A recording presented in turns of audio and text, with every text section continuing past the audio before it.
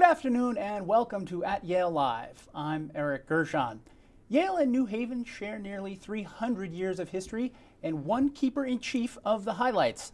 She's with us today. Judith Schiff is Chief Research Archivist at Yale and as of last year, New Haven's city historian. Judy grew up in New Haven and has worked at Yale for more than 50 years with intermittent absences for college and graduate school at Barnard and Columbia. Judy's been called Yale's encyclopedia and has written the Old Yale column in the Yale Alumni magazine since 1987. Today we'll talk about a colonial American college that became a global university, Handsome Dan, 19th century collegiate baseball, the dawn of Frisbee, and we'll take some of your questions. Tweet us at Yale or email us at socialmedia@yale.edu. Judy, thanks for being with us. It's great to be here. So Yale and New Haven have been together for almost 300 years. The university is a little bit older than that. It didn't start in the city of New Haven. Tell us how it got here and why. Well, the dream of the college, the so-called even pre-founding, as some people have described it, did take place in New Haven with the plan in the mind of the principal founder, the Reverend John Davenport. The group of Puritans who came first to Boston and hoped to settle there and hoped to found a college found that there had already been a college founded there in 1636, and that became Harvard. And so they looked for a new place, and they found a wonderful place where the Quinnipiac Indians lived that had a great harbor. And it took them a while to get the college started, but that was their dream. And what about the shoreline? We often hear about Yale really originating in some of the shoreline towns, Branford, Old Saybrook, and so on. Did classes first? That's right. Tell us about that. Well, it was really the minister of New Haven, James Pierpont, who continued this unfulfilled dream of the Reverend Davenport. Davenport's dream didn't happen because the colony of New Haven was dissolved by King Charles II. It was added to the colony of Connecticut. And so it wasn't until 1701 when the area ministers, 10 of them, met in Minister Russell's home in Branford, and by a symbolic act of each of them putting their most valuable possessions, their books, on a table and creating a library, they said they founded a college. But this was not a legal college, so it had to have a charter, which they got in New Haven at the meeting of the legislature in 1701. But where was the college going to go? And that was sort of a competition between Hartford and New Haven. And so they had a compromise location, which was Saybrook, now Old Saybrook, which was at the juncture of the Long Island Sound and the Connecticut River. So it seemed like a good place to start. And classes were held there until, for some time. Yes. The college sort of began to fall apart as early as about 1713. It never really got a firm footing. The first rector died in 1707. Saybrook was such a small town, people didn't really want to go there particularly. And so it began to actually break apart into small groups being taught in tutors' homes. And so in 1716, they put out a call for a new home, and Yale outbid every place else. New Haven did? New Haven outbid Hartford, and so it was decided by the corporation to move to New Haven, which they did in 1716. However, it took a while for a building to be built. And so 1716 is when Yale essentially establishes itself in the it city, makes the official the city of New Haven. Vote to move to New Haven. Okay. And you say that the city outbid Hartford. That's right. For the college. What do you mean by that, outbid? It sounds like there was a contest. Well, they actually met the selectmen in each of these communities, and the two largest really being New Haven and Hartford. They pledged up to about £2,000, or at least that's what they said, and a lot of land. And the land was at the corner of College and Chapel Street, now occupied by Bingham Hall, across the street from Claire's. And that was where the first building was built. But they began to run out of money even before the building was built. So that building is long gone. Yes. But although that's the corner of Old Campus. Yes. Of Old Campus today. presumably it was then a subsidy from the polis of New Haven that kept the university, that attracted it here and kept it going initially. I mean, all colleges are dependent upon support, whether it be private or public. Of course. And for many years, Yale enjoyed both. And might be a good time to talk about Elihu Yale stepping into the picture. It would be, although I want to quickly ask you if there are any visible signs of colonial era Yale, physical signs today. Well, definitely, because the second building that Yale built, which we call Connecticut Hall, is still standing. It's the oldest building in New Haven. It's in the center of the old campus. You can't see it from the street. This is a red brick building. The red brick building with the statue of Nathan Hale outside. Nathan Hale roomed in that building, as did Eli Whitney and James Hillhouse, and anyone famous who went to Yale in the early days lived in that building. Back to your topic, a certain gentleman named Elihu Yale. Who was he, and how did his family name come to be the name of what today is Yale University? Well, Yale, to begin with, as a school, had no name. It was just called the Collegiate School. Apparently maybe waiting for a donor, or at least keeping it kind of quiet so that it wouldn't arouse too much suspicion back in the mother country. And so when they were... That being Great Britain. Great Britain. And so when they were building the building, as I said, they didn't even have enough money to complete this first building. And one of the men who took an interest in the school, Cotton Mather, knew that Elihu Yale was a man of great property and wealth living in London who had New Haven connections. In fact, his father, David Yale, was a stepson of Theophilus Eaton, who was the principal founder, along with Davenport, principal founder of the colony of New Haven. Okay. And so David Yale had spent some time in New Haven, the father of Elihu, grew to maturity, apparently went to Boston to seek a wife, and began to raise a family there. In the meantime, Elihu being born in 1649, that was when Oliver Cromwell came into power. And it was in England. In England, so it was possible for these renegade Puritans who became Congregationalists to go back to England if they wished to, because they could practice their religion. And many, many did. And so the family of David Yale went back to England. And Elihu Yale So did Elihu Yale grew ever up in England. Set foot in the city of New Haven? Never came to New Haven, but he did know about his New Haven roots. And in fact, that was really one of the reasons that they knew that they possibly could get some money from him, because Elihu Yale had only daughters. They were married, could not carry on the name. He had a son who died as a young boy. He brought over a cousin, also named David Yale, from New Haven, that he was planning to sponsor and adopt eventually. But David Yale did not like, the young David Yale did not like the lifestyle in Britain and went back to New Haven. He gave up the chance to become a very wealthy man in order to live as a farmer here. And what was Elihu Yale doing for a living that enabled him to be a benefactor? He was put out as a very young boy, about 15 or 16, as a clerk in the East India Company. And that was just the beginning of East India Company. He amassed great wealth, possibly mainly because he stayed healthy. Everybody above him passed away from various tropical diseases.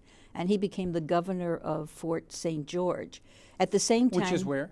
That's in the southern part of India. Okay. At the same time, he amassed a great private fortune by learning the diamond trade from Portuguese traders. And he brought the diamond industry actually back to England, where they had never really known about cutting jewels. Some of the jewels were cut in the earlier days in Holland. So he had a great fortune, which would have come to Yale. He actually only gave a small token gift to begin with, but it sold for some 500 pounds of valuables. And that was a great start for Yale at the time. So they quickly reprinted their commencement program. And this is in what year? In 1718. 1718. September was when people used to graduate from college. So the commencement program was quickly reprinted as Yale College. They had the money to finish their building, which they also named Yale College. This is the building formerly at the corner of Chapel and College. That's right. It was a wooden building, a rather impressive building. We do have prints of it.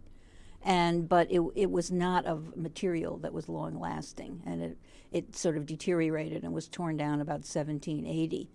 But the name Yale stuck, and when Yale got its first official full charter in 1745, the Yale name was officially put on it. It was known as Yale before that, though.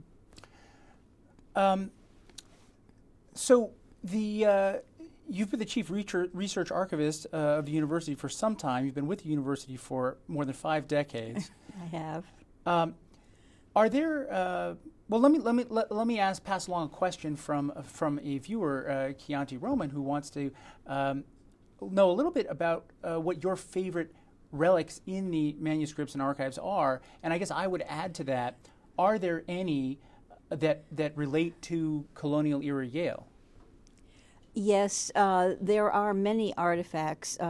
You might compare manuscripts and archives, and we are in Sterling Memorial Library, not part of the Beinecke, which is a distinct collection at Yale, but we are more or less the university archives, which is accounts for maybe half of our holdings.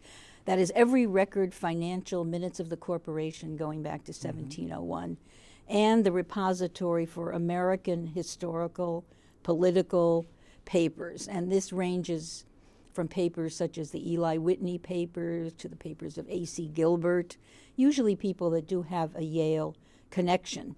But we have a few others, like the Walter Lippmann papers, and probably most famous are our papers of Charles and Anne Morrow Lindbergh. Now, Charles Lindbergh was not a Yale graduate, if I'm not mistaken. No. So how did those? Well, it seemed that wherever he turned in his public life, that he was connected with a Yale man. So I think he had, especially Juan Tripp, the founder of Pan Am. He worked with Pan Am to found Pan American Airlines, and later became to know Kingman Brewster in the later years. So there was always a Yale man who somehow figured. In fact, he always said that the reason he made it to Paris was that this wonderful engine, the first powerful engine that could sustain a flight of that long, was invented by a Yale man, Charles Lawrence, who got an honorary degree for that. And you referenced earlier in your response that you have documents that go back to the very first year. Is that correct? That's right. I guess the most famous Yale document would be the minutes of the first meeting of the corporation. That was in November of 1701 in Saybrook, when they say we are founding this college in order to train young men for both the ministry and the state. This was very important because it meant that Yale was not going to be a divinity school or a religious college. I mean, they realized from the very beginning that you needed doctors, lawyers, all professions, but you needed a basis of a liberal arts education, and that's what Yale still has as its core, the BA, the Bachelor of Arts degree, and that from that you build on the professional training or further academic training that you need. I'm glad you mentioned the religious affiliation, though, because we also have a question from Facebook from a Gloria Hoda, who wants to know if there was ever a relationship between Yale and the churches on the Green. Yes, definitely with Center Church. Center Church was the initial church founded by Davenport. It remained the most purely old-style Congregational. You had the offshoot, more Reformed church, which is the United Church next door, and of course eventually you have a Church of England church, the Episcopal Church. But for many, many years, all of the commencements were held in Center Church. And even today, in the commencement procession, and you'll see that on May 20th, the procession will walk from the old campus, well, it actually ends up at the old campus, but it will start in front of the library, go down around the green, and make a circle around Center Church and go back to the old campus where the ceremonies are held. So there definitely was always a tie with the Congregational Church for really over 200 years. Daily Chapel was not abolished at Yale until 1926. And that was only because even with 2 sessions in the morning, they couldn't fit everybody in, so it had to become optional. But there is no religious tie to the Congregational Church now. So I want to talk about Handsome Dan. I want to talk about 19th century, the origin of collegiate baseball, and I want to talk about the Yale Bowl. There's some good sports stuff to talk about.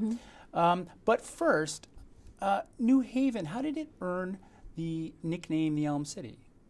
Elm City tradition really goes back to the earliest days. The Reverend Pierpont that I mentioned, his home was on the site where the oldest house in New Haven is now the Yale Visitor Center, facing the green. That's on Elm Street? That's on 149 Elm Street, facing the green. And traditionally there were 2 elms planted in front of his house. And that was where Jonathan Edwards courted the daughter of the Pierponts, and Sarah Pierpont, who became his wife. And so there came to be a tradition of planting many elms.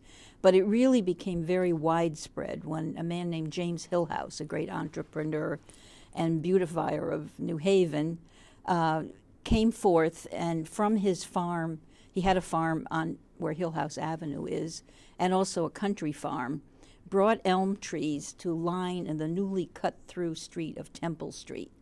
And he continued then to plant elms all the way around the green, and also in front of Yale College, because we talked about Connecticut Hall. Mm-hmm. That was the foundation of the old brick road. The Yale of the 19th century, at least the earlier part, did not have the buildings in front of it that you see today, those Victorian Gothic, heavy, dark structures. They had a lawn that faced on the green. That was almost part of the green, you might say. It's been argued that Yale participated in the first intercollegiate baseball game just after the Civil War. There's also a pretty good case to be made for a game played a few years earlier between Amherst and Williams colleges in Massachusetts. Is this a question that is likely to be settled definitively? And what do we know about the first Yale game?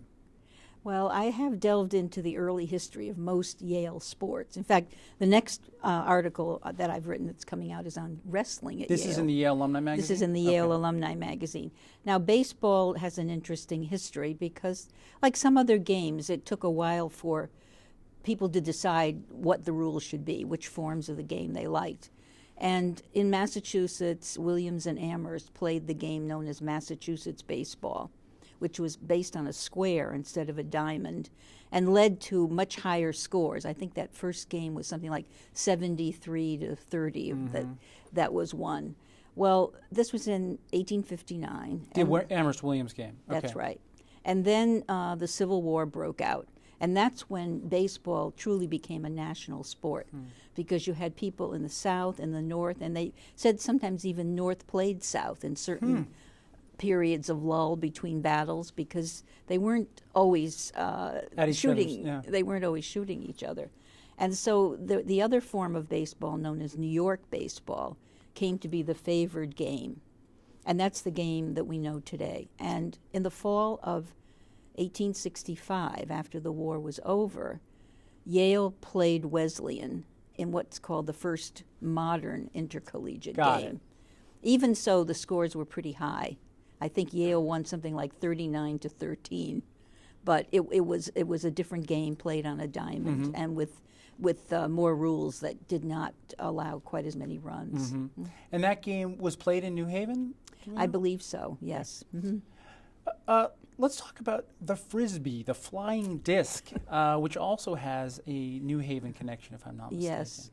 Well, Frisbee was the game of the day when I was in college. And I first saw it played actually on the Columbia lawns. And so it took a while for me to realize how important it was in Yale history. And it all starts with the Frisbee Pie Company, which... Of what place? It was principally in Bridgeport, but we found also okay. had a plant in New Haven as well. And the Frisbee pies were baked in very sturdy tin pie plates that it was found had a great aerodynamic quality. And after you finished the pie, you could return the pie pan to the store or the bakery and get 5 cents. But these became kept more as just missiles, and they would be tossed in a game from student to student.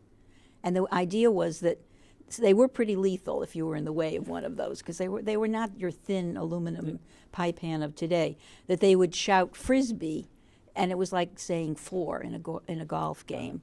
Is this the 20th century or the 19th century? It's a deep and mysterious question, and someday we'll find a letter or a diary. The earliest, we've heard people say it goes back to about 1920, The earliest it can be documented is in the late 1930s, when an alum said that he had played Frisbee and attested to it. But it definitely was a game that was associated with the Yale and with the pie plates. The modern Frisbee, and I should point out there is a difference in spelling. The Frisbee pies are B-I-E, with the game being B-E-E. And it was a plastic toy developed in California, a beach toy, that Wham-O thought was going to have a great future, but they couldn't really market it. It was known as first as the fly-in saucer, and then known as the Pluto platter.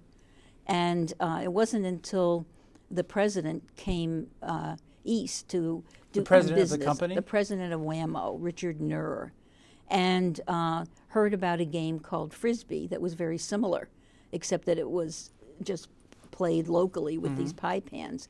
And he thought, well, if they know that Ivy Leaguers are playing this game, that it's just not a kid's beach toy, this might help our sales. And so he renamed the toy Frisbee, changing the spelling slightly.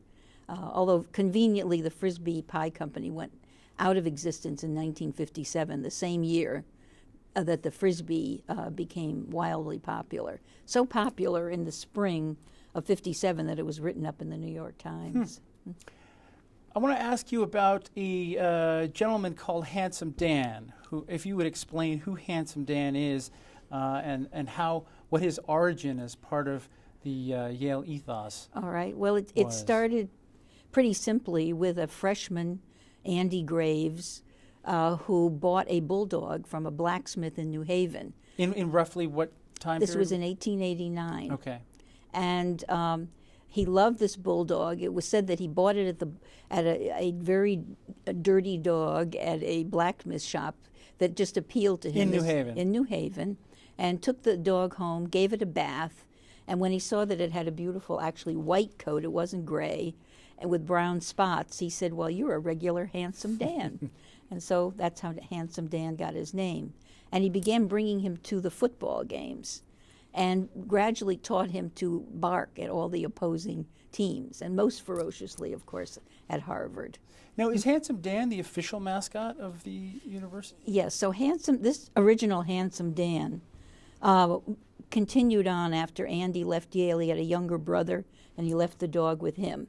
But in 1896, Andy was settled in Britain permanently, and he took the dog away.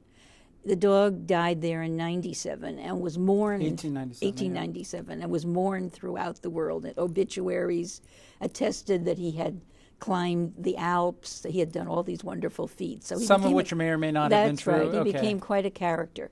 So the mascot as a symbol and as a picture remained. There were posters, there were bulldog names written on the football shirts, but there was not another live bulldog until 1933. And that was Handsome Dan II. So since then, they've all been Handsome Dans, and we're up to number 17. I was going to ask, I heard that there was one female Handsome. There was one female. Daniela, or I don't know what it was called. I think she still was called a Handsome Dan, but every bulldog also has a family name, a name that they're called by their keeper or people who know them personally. Like the current one is Sherman, after Roger Sherman. And the female dog was Bingo, after the famous Bingo song, Bingo, Bingo, Eli Yale. I'm going to take another question. We've got a question from Emmanuel Quarty via Facebook, and he is interested to know if there are certain women in Yale history who have stood out so much that they might be apt namesakes for, say, a new residential college at the university. Yes. Well, many names have been suggested, and the first woman who actually got a degree from Yale was in 1868 from the law school. They never expected a woman to apply, so they did not have rules that said women couldn't apply. She applied under her initials, Alice Rufy Jordan, and she was very quickly rushed through. In 2 years, she got her degree. So she's been one that has been suggested as a possible name. She applied under her initials because? Because she knew that she would not be admitted, even though the rules said didn't specify that you had to be a man.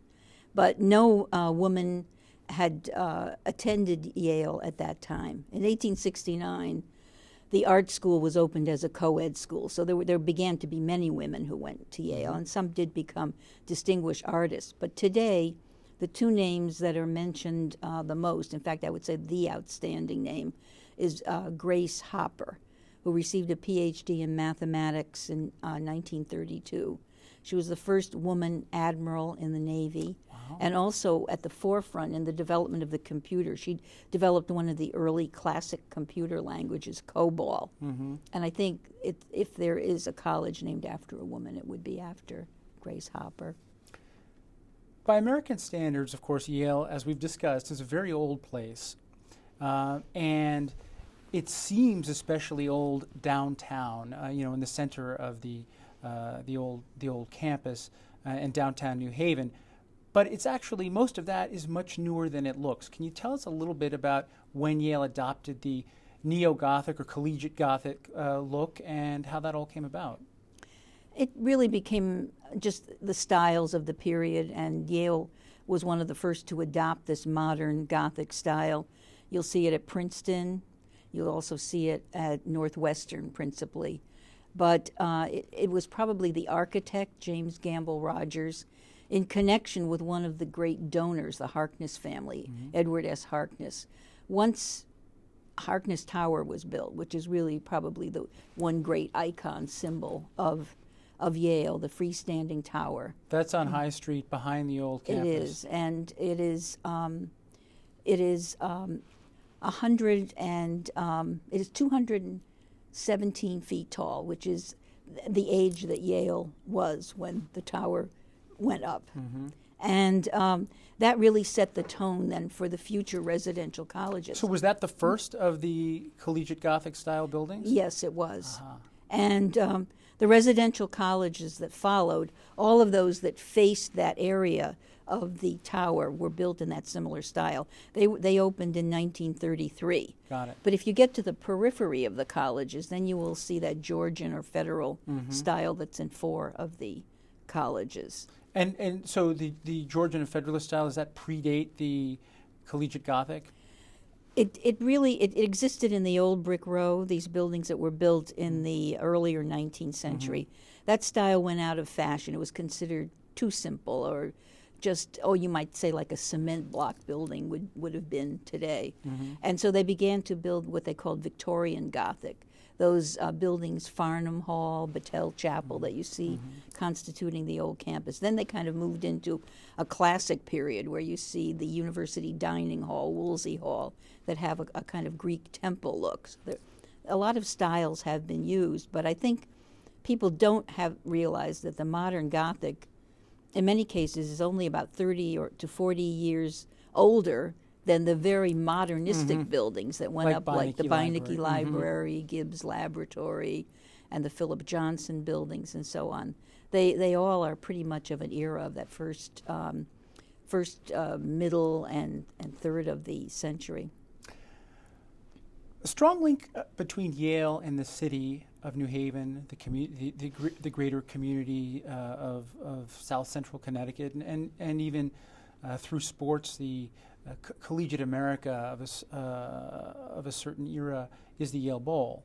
And I believe the Bowl is turning 100 next year. Yeah, that's right, in 14, the fall of 14. Do you have any thoughts on the significance of the Bowl, not just for Yale, but sort of as a symbol of something else? Well, I think its symbolism has evolved to a certain extent. I mean, football was the sport that put Yale on the map. There were other sports that were important. Rowing was the first sport, and rowing in America actually began in the New Haven harbor as early as 1843. But it was Walter Camp, who was born right here on Chapel Street, who developed the modern rules of football out of the rough and tumble game of English rugby. And football all started, as I say, in New Haven. We have a wonderful letter from Walter Camp to Notre Dame. Notre Dame says, we'd like to start a good football team here in 1892. Please send us your best rules. So thousands and thousands of people came, first by train and then by automobile. So they knew that they needed a bigger stadium. And when the Yale Bowl opened, it was the largest amphitheater that had been built since the Roman Coliseum. It held upwards of about 70,000 people. It sometimes could hold even more when extra bleachers were put up in front. But each time it has been renovated, it holds fewer people as people have grown larger through the ages. We're starting to run out of time, but I want to get to a few more questions. So let me get your thoughts on this one from Robin, who asks, and this is very much a New Haven question, about the oyster trade and how significant that was in the development of New Haven, or how significant it was as part of the economy, and specifically. Sort of what territory did the oyster trade cover at its peak? And if you can squeeze all this into just a minute or so, what the architectural antecedents might be for some of the oystermen's cottages that are still around in Fairhaven? Well, of course, I think a lot of them seem to have a kind of double-decker or higher quality, because the boats could come right up on the banks of the river there, and most of the time the oysters could be shucked right in, right in the lower level of these houses, usually by the women of the house. The oystering industry has definitely had its ups and downs. I mean, oysters were very plentiful, as even were lobsters and all shellfish. And they were really food for the common folk. If you couldn't eat anything else, you'd go out and dig yourself some clams or oysters. It was free food for the most part. But then later in the 19th century, it suddenly became a desirable luxury food in New York. And the New York beds that supplied most of these oysters actually got used up. And so this left more and more opportunity in the later 19th century for other places. And New Haven on the Long Island Sound, I mean, today the famous one is the Blue Point oyster, which is from Long Island. The New Haven side, with the pollution and the industry, because New Haven was also a port city, and it still is, tended to make people scared with health hazards over time. And the industry changed from actually harvesting fully grown oysters to becoming seed beds. And that has kind of struggled along over the years, too. It's been hoped they were training, I believe, prisoners at one time, thinking that when they came out, this would be a good way to earn a living. And it still has some hopes, but mostly we have it in the sense of history with those wonderful houses in Fairhaven. Well, this next question from a gentleman called Lucas Barton pertains also to food. He notes that in your 1997 introduction to Stover at Yale, you mentioned several private eating clubs in operation at the turn of, I guess, the 20th century. Where were these located? Do any of the buildings still exist, he'd like to know? And do you have much in the way of archival photographs of them? Well, most of the so-called eating clubs were almost really like boarding houses, because first of all, there weren't enough rooms to house everybody in the dorms. Again, this is pre-residential, the massive residential college system. So only about half the students were usually able to fit into the dorms at any one period of time until they built the residential colleges. They couldn't keep up with the growing size of the college.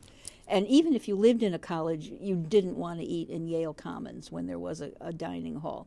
So they would hire a cook or a manager who would provide food, and that was a way for poorer boys actually to go through Yale. They would manage a food club, and it would be like, you'd go eat in and you'd eat family style for your meals. And one of the most famous, in a way, that evolved into that was Maury's, which was originally a bar, actually, and not some lady's home where the cooking was done. But that was Mrs. Moriarty, who did run it kind of like an eating club, you would say. She was famous for her Welsh rabbits and her soups, and it was called Maury's Quiet House because she did not want any loud rambunctiousness going on. And so in 1909, that became probably the most famous eating club. So is it Maury's? Yes. So is Maury's the sort of sole survivor of those, as it were? I would say so. Now, there are senior societies that we don't always know a lot about because some people call them secret societies. And many of them do serve food, at least on some nights, usually 2 nights a week. And some of them serve lunches and breakfast as well. We're going to take one more question. This is from Aaron, who notes that the School of Forestry and Environmental Studies has oak leaves and acorns on its school shield, and asks about the significance of that. Well, the shields, the heraldic shields, are really just a kind of modern, almost satire, you might say, on English heraldry.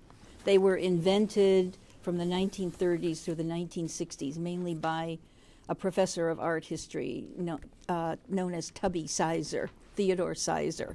And like the name Trumbull has 3 bulls, tri-bull. And so some of them have a basis in real heraldry, others are just figurative. And so it was using the woodland imagery to make that. Of course. Well, and so I was just saying, and some of them have been changed by design of some of the masters or deans that are associated with these schools and areas who have wanted to make some improvements on them. Judy Schiff, thank you so much for sharing your incomparable knowledge of Yale's history with us today. I mean, I'm sure you could go on for hours on any one of these subjects, and some of us would love to hear that. So I hope perhaps you'll join us again in the future. Well, thank you. New Haven and Yale both have great histories. And thanks to all of you for tuning in for this episode of At Yale Live with Judy Schiff. We'll look forward to seeing you next time. Bye-bye.